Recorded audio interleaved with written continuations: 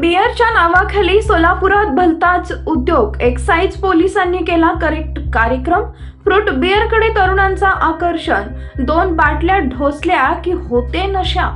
सोलापूर शहरात फ्रूट बिअरकडे तरुणाई आकर्षित होत आहे। फ्रूट बिअरच्या नावाखाली सोलापुरात भलताच उद्योग सुरू आहे।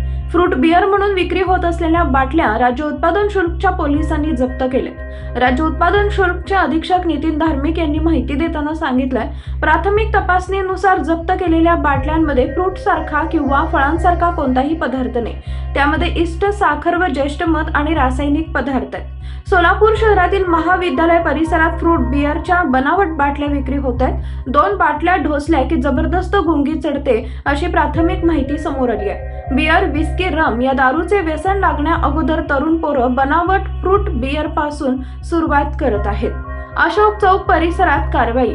राज्य उत्पादन शुल्क विभागाने सोमवारी सकाळी सोलापूर शहरातील अशोक चौक परिसरात एका माल वाहतूक रिक्षातून 18,000 रुपये किमतीची फ्रूट बिअर वाहतूक होताना जप्त केली आहे। कारवाई वेळी 2 संशयित आरोपींना अटक केली आहे। अल्ताफ सगरी वय वर्ष 32 व गौस अली शेर बागवान वय वर्ष 31 दोघेही राहणार सरवदे नगर मुळेगाव रोड सोलापूर। हे दोघेही संशयित इसम माल वाहतूक रिक्षा क्रमांक MH13AN 4898 मधून युनिक ड्रिंक्स कंपनीचे फ्रूट बिअरच्या 650 मिली क्षमतेच्या 600 सील बंद बाटल्या वाहतूक करताना आढळून आले। बाटल्याची पाहणी केली असता सोलापूर शहराजवळ असलेल्या मुळेगाव रोडवरील एका शीतपेयाच्या कारखान्यात फ्रूट बिअर तयार केल्याची माहिती समोर आली आहे। राज्य उत्पादन शुल्कचे अधिकारी संबंधित कारखान्याचे सर्व कागदपत्रे तपासून कारखान्यातील सर्व मुद्देमाल जप्त करत आहेत। जप्त केलेला मुद्देमाल प्रयोगशाळेकडे उत्तरीय तपासणीसाठी पाठवणार आहेत। राज्यभर अशा बनावट फ्रूट बिअर कुठेही आढळल्या नाहीत। राज्य उत्पादन शुल्कचे अधीक्षक नितीन धार्मिक यांनी माहिती देताना सांगितलंय, राज्यातील विविध जिल्ह्यात काम केले, परंतु सोलापुरात पहिल्यांदाच बनावट फ्रूट बिअरचा धंदा पाहायला मिळालाय। फक्त बोली भाषा म्हणून रासायनिक पदार्थाच्या शीतपेयांना सोलापुरात फ्रूट बिअर म्हणून संबोधले जात आहे।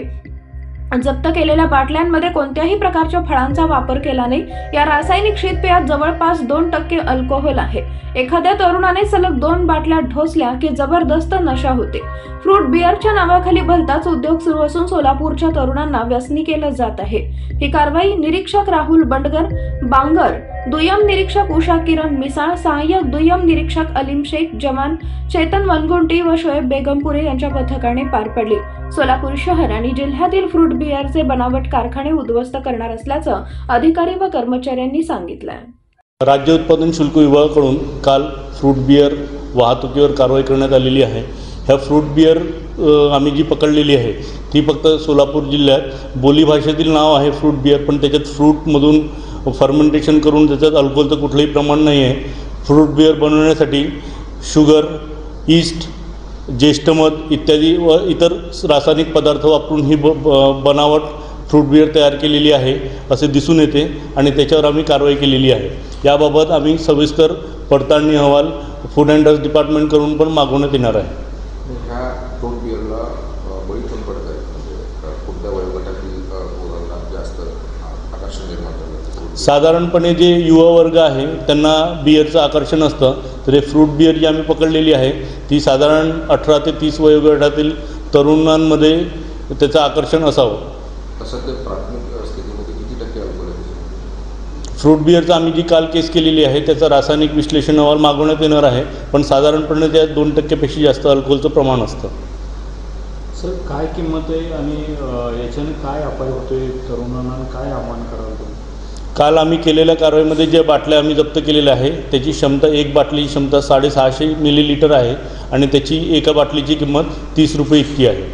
काय तरुणांना अपाय काय होतात आणि काय आव्हान कराल? हे जे फ्रूट बिअर नावाने जी विक्री केलेली आहे त्याच्यात म्हणजे कुठला पण रासायनिक पदार्थ वापरून याची निर्मिती केलेली आहे आणि त्याच्यात कुठली पण प्युरिटी नसल्यामुळे ते मानवी आरोग्यास अपायकारक आहे। त्यामुळे सर्व तरुणांना किंवा सर्व नागरिकांना आवाहन करण्यात येते की अशा ज्या बनावट पेय आहेत त्याला बळी पडू नये।